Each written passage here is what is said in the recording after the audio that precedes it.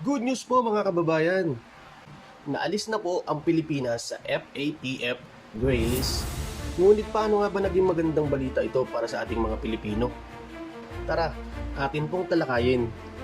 Ano nga ba ang FATF Gray List? Isa itong listahan ng mga bansang kailangang higpitan ang kanilang pagsunod sa international standards laban sa money laundering at terrorism financing. Dahil dito, nag-aalangan ang mga foreign investors na mamuhunan sa ating bansa. Pero bakit nga ba naging good news ang pagkawala ng Pilipinas sa nasabing listahan? Mas maraming foreign investors, mas maraming negosyo, mas maraming trabaho. Mas malakas na ekonomiya, mas mataas ang tiwala ng mga dayuhan sa ating financial system. Mas mabilis at mas mura ang remittance, mas convenient para sa ating mga kababayang OFWs.